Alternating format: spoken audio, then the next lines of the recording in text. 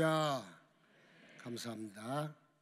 저는 항상 설교하기 전에 함께 인사를 이렇게 나눕니다. 감사 축하합니다로 인사합시다. 감사 축하합니다. 감사합니다. 사랑합니다. 축복합니다. 한 번 더 할까요? 감사 축하합니다. 감사.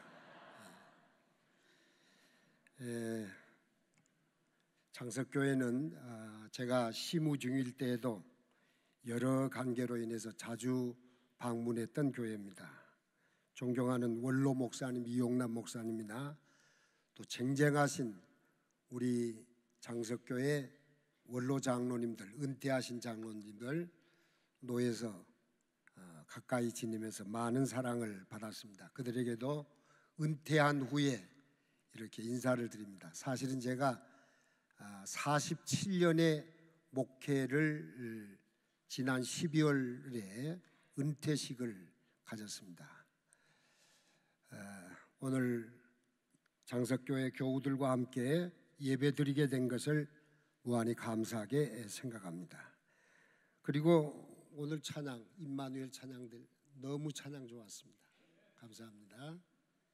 그리고 일부 예배 때는 감사하다는 인사도 못할 만큼 그냥 정신이 없었습니다. 일부 예배 찬양단들에게도 참 찬양 은혜롭게 들었다고 알려주시기 바랍니다.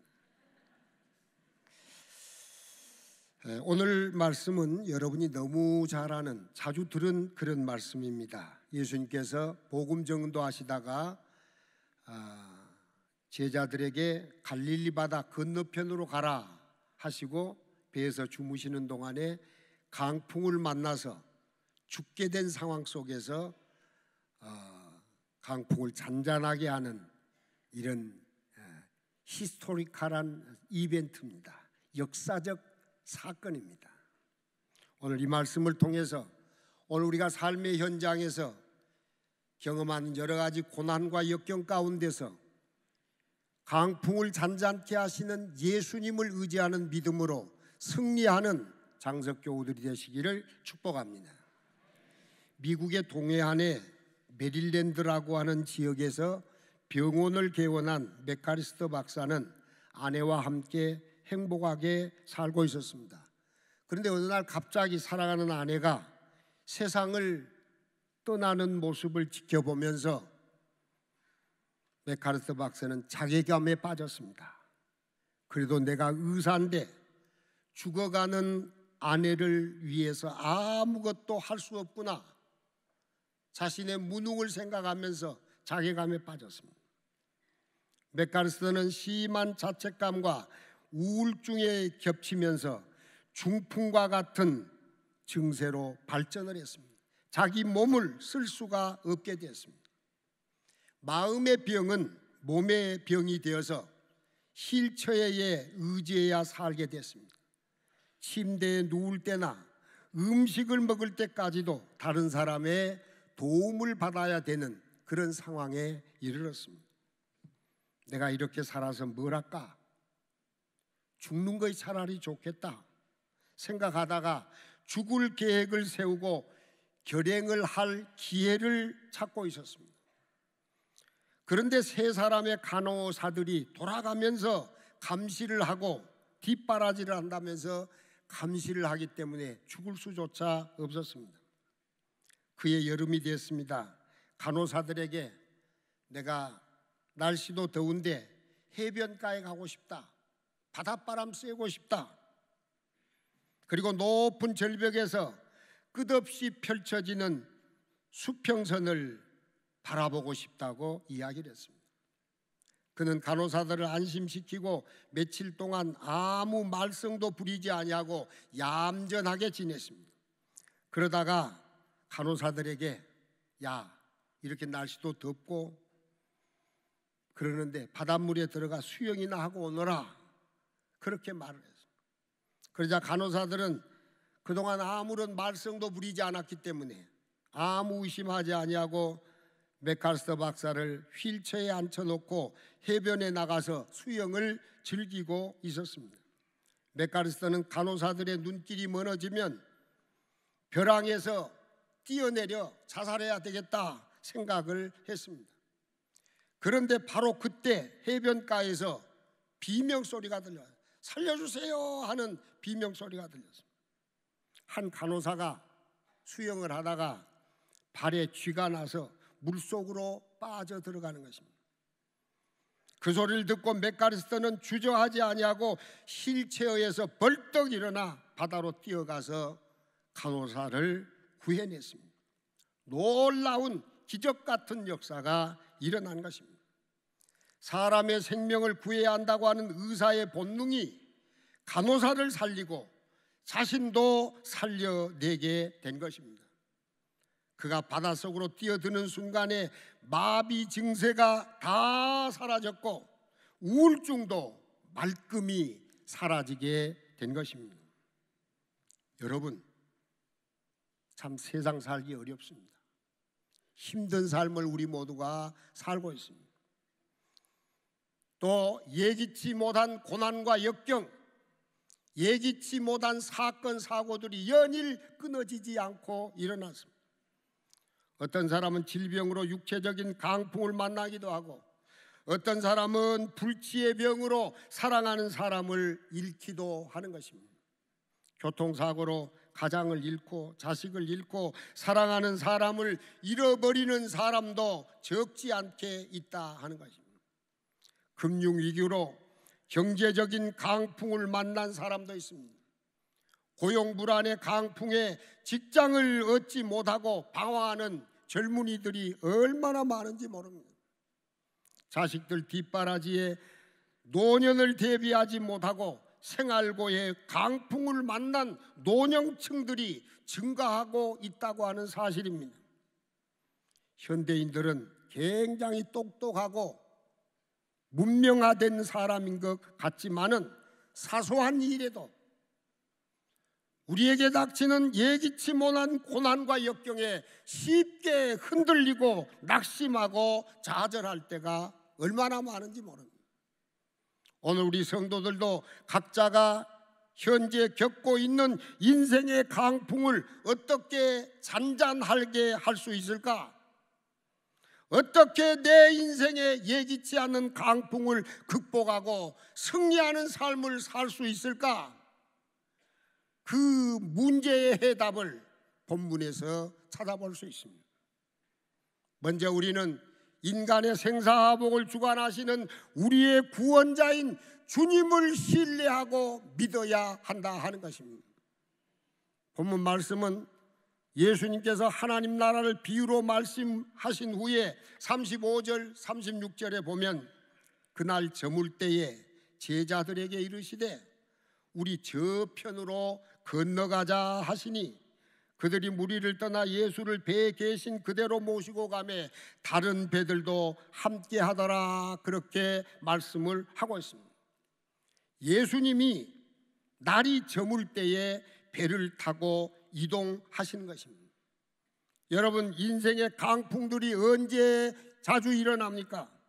인생의 문제가 언제 제일 많이 일어납니까? 날이 저물고 밤이 깊어질 때 인생 문제가 발생하게 된다 하는 것입니다. 영적인 밤도 깊어지면 우리의 신앙 문제도 생기게 되는 것입니다. 깊은 밤에 빠져있던 밤에 갑자기 폭우가 쏟아져서 산사태로 매몰된 사람들의 이야기를 우리는 듣습니다. 어떤 젊은 회계사는 밤의 추락사고로 세상을 갑자기 떠나는 사람도 있습니다. 밤사이에 교통사고로 세상을 떠난 사람들이 얼마나 많은지 모릅니다. 밤길을 가다가 넘어져서 걷지도 못하는 그런 장애인이 되는 수도 얼마나 많은지 모릅니다. 밤새 정변으로 인하여 목숨을 잃었던 사람들의 이야기도 우리는 알고 있습니다. 그래서 우리나라 사람들의 아침 인사가 안녕하십니까? 지난 밤에 별일 없었느냐는 것이죠. 지난 밤에 아무 어려움 없이 잘 일어나셨느냐 하는 것입니다. 본문 37절에 제자들은 예수님의 말씀대로 저물 때에 배를 타고 가다가 큰 강풍을 만난 것입니다. 37절에 보면 큰 강풍이 일어나며 물결이 배에 부딪혀 들어와 배에 가득하게 되었더라, 그렇게 말씀하고 있습니다.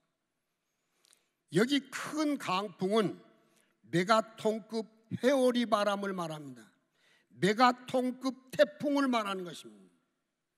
잘 아신 대로 갈릴리 호수는 사방이 산으로 둘러싸여서 마치 통 반쪽 모양을 하고 있기 때문에 이런 미친 듯한 강풍이 자주 일어나는 지역이기도 합니다.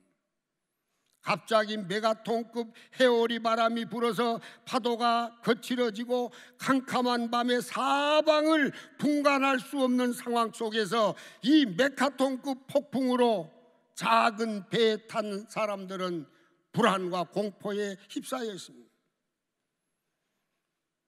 큰 파도에 배에 부딪혀서 물이 배에 차들어 오기 시작했습니다. 제자들과 예수님께서 함께 타신 이 배가 큰 희오리 바람에 뒤집힐 수도 있고 배가 물이 가득 차면 가라앉을 수 있는 그런 상황에 처하게 된 것입니다. 예수님의 제자들 가운데는 어부 출신이 많습니다. 어부 생활을 하면서 잔뼈가 굵은 사람들도 있습니다. 그런데 이런 제자들조차 정신이 없습니다. 당황합니다. 주여, 우리가 죽게 되었습니다. 제자들은 죽겠다고 아우성을 치고 있습니다. 여러분이 만약에 이 배에 타고 있었다면 어떻게 했을까요? 무엇으로 이 밤에 갑자기 불어오는 메가톤급 폭풍을 잔잔하게 할 수 있겠습니까? 여러분, 더구나 예수님과 제자들이 함께 배를 탔는데 왜 거대한 폭풍이 지금 몰아닥치고 있는 것입니까? 그런대로 내가 신앙생활을 한다고 하는데, 내가 예수님을 열심히 믿는다고 하는데, 교회에 열심히 충성하고 봉사하고 있는데 왜 갑자기 우리 가정에 폭풍이 들어 닥치느냐 하는 것입니다. 왜 예기치 못한 고난과 역경이 우리 가정에 나에게 닥치는가 하는 것입니다. 그래서 믿음이 필요한 것입니다. 하박국 2장 4절에 하박국 선지자의 시대는 참 혼돈의 세상이었습니다. 이런 상황 속에서 하박국 선지자는 말합니다. 오직 의인은 이럴 때에 믿음으로 산다고 말씀하고 있습니다. 믿음으로 살아야 된다는 것입니다. 믿음의 조상 아브라함은 하나님의 부름을 받고 하나님의 약속을 믿음으로 의롭다함을 받았다고 창세기는 말씀합니다. 아브라함의 아내 사레도 자식을 생산할 능력이 없었지만은 믿음으로 잉태하는 힘을 얻었다고 신약 히브리서 11장 11절은 말씀하고 있습니다. 12년 동안 혈류증을 앓던 여자가 어떻게 치유함을 받았습니까? 어떻게 구원을 받을 수 있었습니까? 내가 예수님의 옷자락에 내 손만 만져도 내가 구원을 받겠다, 이런 믿음으로 예수님의 뒤에 와서 그도 자락을 만졌습니다. 예수님께서 그 여자의 믿음을 보시고 딸아, 안심하라, 내 믿음이 너를 구원했느니라 말씀하고 있습니다. 믿음으로 고난과 역경을 극복할 수 있는 것입니다. 예기치 못한 우라굴로와 같은 강풍도 믿음으로 극복해낼 수가 있는 것입니다. 여러분은 어떻습니까? 지금 내 믿음이, 지금 내가 신앙생활하고 있는 이 신앙이 내 인생에 고난이 닥칠 때, 내 인생에 예기치 못한 강풍을 만날 때 다스릴 수 있다고 생각하십니까? 지금 내 믿음으로 내 인생에 닥친 인생의 강풍, 인생의 문제들을 해결할 수 있습니까? 사람의 힘으로는 불가능합니다. 그러나 오직 믿음으로 사는 자, 믿음으로 전능자이신 하나님을 의뢰하는 자에게 구원의 길이 있다는 사실을 깨닫고 믿음으로 승리하는 장석의 성도가 되시기를 주님의 이름으로 축복합니다. 다음에 생각할 것은, 제자들은 강풍 앞에서 두려워 떨면서 죽겠다고 주님을 부르짖는 모습을 볼 수 있습니다. 본문 38절에 예수께서 고물에서 베개를 베고 주무시는데 제자들이 깨우며 이르시되 선생님이여 우리가 죽게 된 것을 돌보지 않으십니까? 여기 고물은 배 뒤쪽에 있는 선장이 있는 곳으로 예수님은 그 고물에서 휴식을 하고 계셨습니다. 마가복음 기자는 거대한 폭풍 속에서 예수님은 고물에서 주무시고 계셨다고 말씀하고 있습니다. 제자들의 눈에는 예수님이 잠들어 계신 것 같이 보이는지 모르지만, 그러나 예수님께서는 제자들이 겪고 있는 큰 강풍에 대해서 무관심하시는 분이거나 그걸 내버려 두시는 주님이 아니시라는 사실입니다. 지금 우리는 이 말씀을 통해서 어떠한 영적인 깨달음을 얻어야 하겠습니까? 내 인생에 거대한 강풍이 몰아칠 때에 내 곁에 아무도 없는 것 같지만은 내가 믿고 의지하는 주님이 내 곁에 계신다는 사실을 잊지 마시기를 바랍니다. 이게 믿음입니다. 주님이 내 곁에 계신다는 사실, 초자연적 능력의 주님이 우리 곁에 계심을 믿고 그 주님께 도움을 간구해야 된다 하는 것입니다. 시편 121편 3절과 7절에 보면 이런 말씀이 있습니다. 이스라엘을 지키시는 자는 졸지도 아니하시고 주무시지도 아니하시리로다. 여호와께서 너를 지켜 모든 환난을 면하게 하시고 내 영혼을 지키시리로다. 여호와께서 너의 출입을 지금부터 영원까지 지키시리로다. 그렇게 말씀하고 있습니다. 제자들은 거대한 폭풍을 만났을 때 예수님을 깨우며 부르짖습니다. 선생님이여 우리가 죽게 되었는데 우리를 돌보아 주시지 않으시렵니까? 여러분, 지금 내가 인생의 폭풍을 만날 때 누구를 찾습니까? 누구에게 도움을 요청해야 하겠습니까? 사람들은 별로 도움이 되지 않습니다. 내가 고난당할 때 내 곁에 사람들은 다 떠나갑니다. 모르는 척합니다. 남의 일로 생각합니다. 그러나 창조주 하나님을 찾고 부르짖으며 기도할 때에 주께서 도와주실 줄로 믿습니다.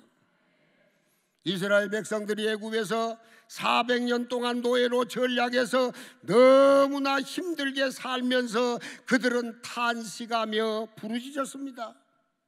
그 부르짖는 소리가 하나님께 상달되었다고 출애굽기 2장 23절은 말씀하고 있습니다.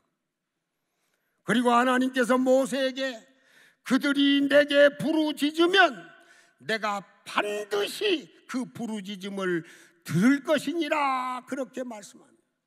우리의 기도를 들어주시겠다고 말씀하고 있습니다.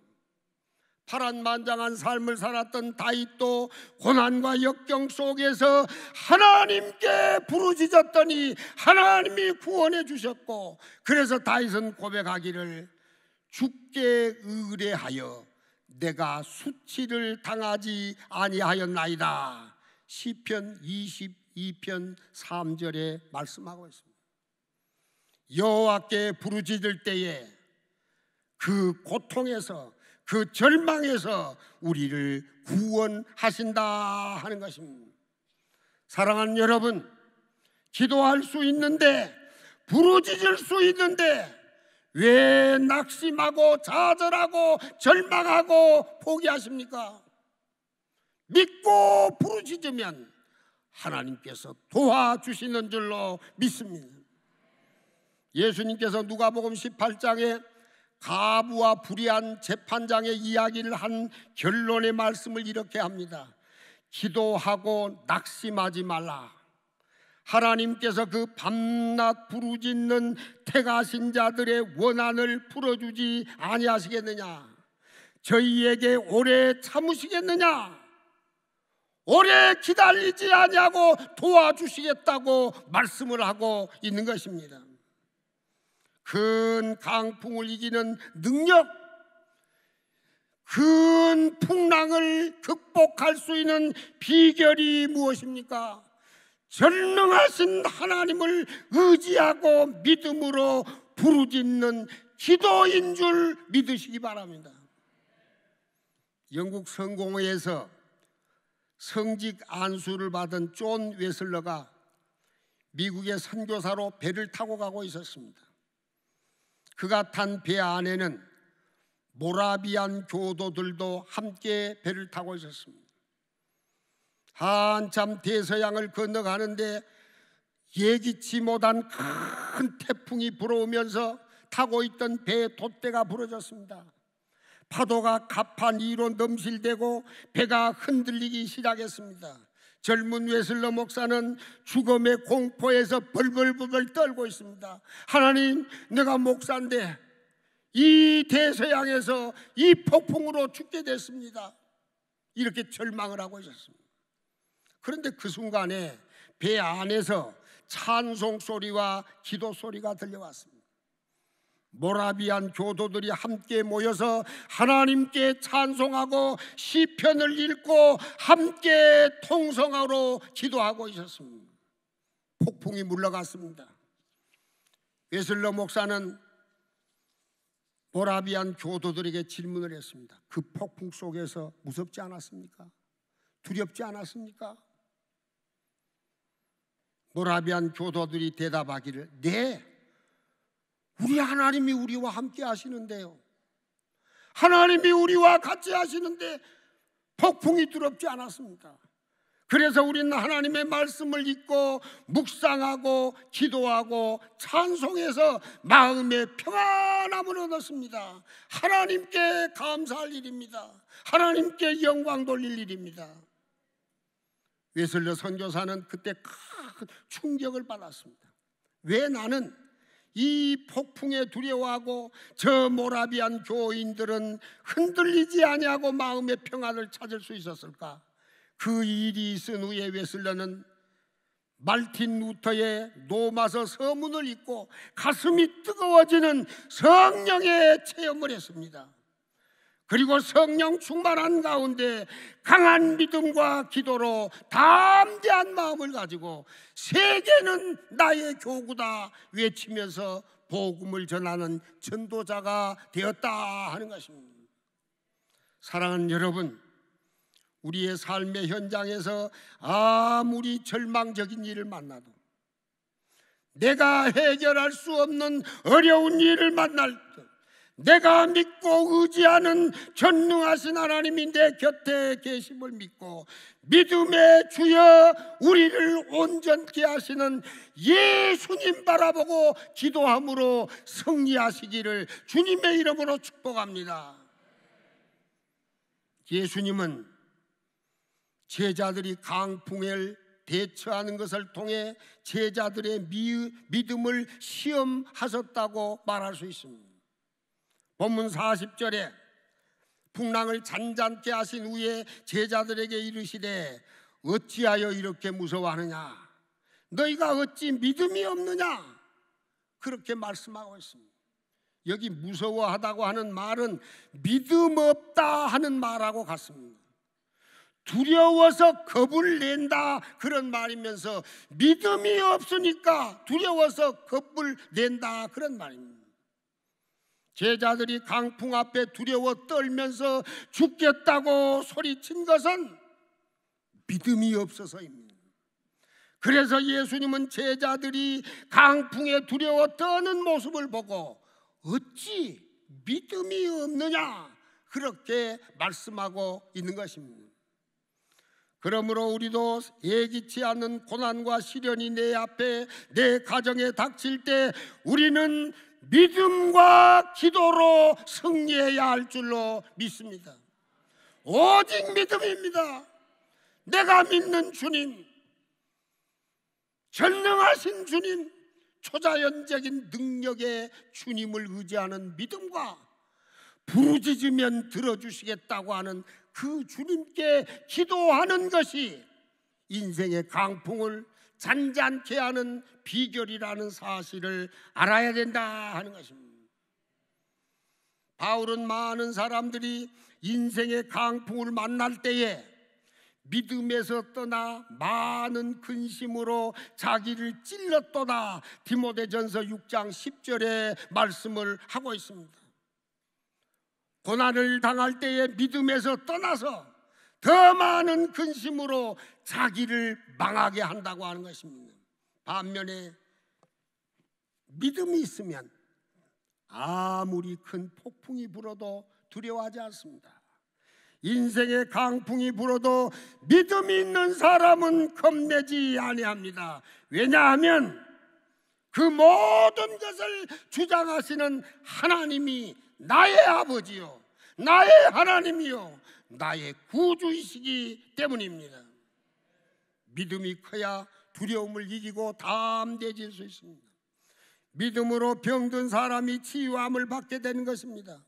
나약하고 비겁하기 짝이 없던 베드로와 요한은 예수님의 부활을 체험하고 성령 충만 받은 후에 담대한 믿음으로 나면서부터 안진뱅이 된 사람을 고치는 기적의 역사가 일어날 수 있었습니다.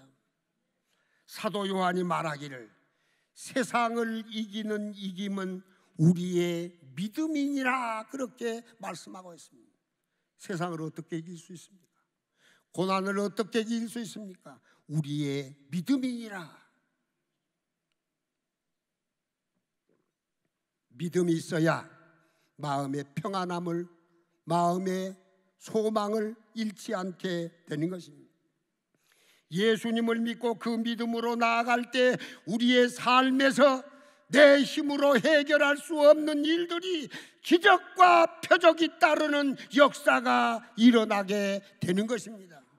많은 사람에게, 병든 사람에게 손을 얹으면 치유되는 능력이 믿음에서 나오게 되는 것입니다. 이 믿음을 가져야 합니다. 우리 함께 이렇게 외쳐볼 수 있기를 바랍니다. 주여, 따라서 주여, 강풍을 이기는 믿음을 주옵소서. 믿음 가지고 기도해야 합니다. 예수님의 믿음이 큰 강풍을 다스리는 능력이 됩니다. 예수님의 믿음이 고난과 역경을 극복하는 능력이 되는 것입니다. 예수님에 대한 믿음으로 능력의 사람들이 되시기를 소망합니다. 믿음이 있어야 큰 폭풍이 있는 밤을 기적적으로 극복해낼 수가 있는 것입니다. 제자들이 부르짖고 주무시는 예수님을 깨우는 것처럼 믿음의 주여, 우리를 온전케 하시는 주님께 부르짖어 기도해야 할 줄로 믿습니다. 내 안에 계신 주님을 깨워야 문제가 해결이 되는 것입니다. 본문 39절에 예수님께서 깨어 바람을 꾸짖으시며 바다더러 이르시되 잠잠하고 고요하라 하시니 바람이 그치고 아주 잔잔하여지더라, 그렇게 말씀하고 있습니다. 예수님의 말씀은 전능자의 능력 있는 말씀입니다. 예수님이 말씀할 때에 하나님의 주권이 나타나시고 초자연적인 능력이 역사하게 되는 것입니다. 우리가 하나님의 주권과 능력을 믿을 때 내 안에서 주의 능력이 나타나게 되는 것입니다. 사도행전 27장에 보면 사도 바울이 제수의 몸으로 로마로 호송될 때에 유라굴로라고 하는 강풍을 만났습니다. 배에 탔던 270명의 사람, 6명의 사람들이 다 죽을 지경에 처해 있었습니다. 배 안의 선장들도 자기 목숨 살리려고 도망칠 그런 궁리만 하고 있었습니다. 그런데 그 밤에 하나님께서 천사를 보내어서 바울에게 이렇게 말합니다. 두려워하지 마라. 네가 가이사 앞에 서야 하겠고 또 하나님께서 너와 함께 항해하는 자를 다 내게 주시겠다, 그렇게 말씀했습니다. 바울은 이 하나님의 음성을 듣고 불안에 떨고 있는 사람들에게 형제들이여 안심하시오, 나는 내게 말씀하신 그대로 되리라고 하나님을 믿습니다, 그렇게 말하는 모습을 볼 수 있습니다.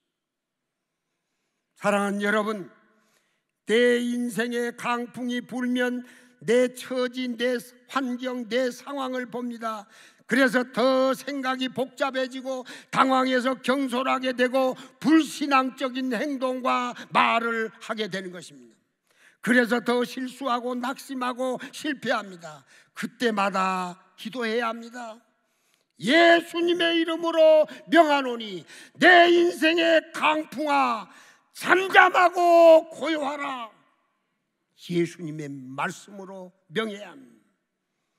예수님의 말씀을 믿고 그 말씀대로 선포할 때 그 말씀이 살아 역사하게 되는 줄로 믿습니다. 그래서 우리의 강풍이 잔잔해지고 우리의 고난과 역경에 해결되는 기미가 나타나게 되는 것입니다.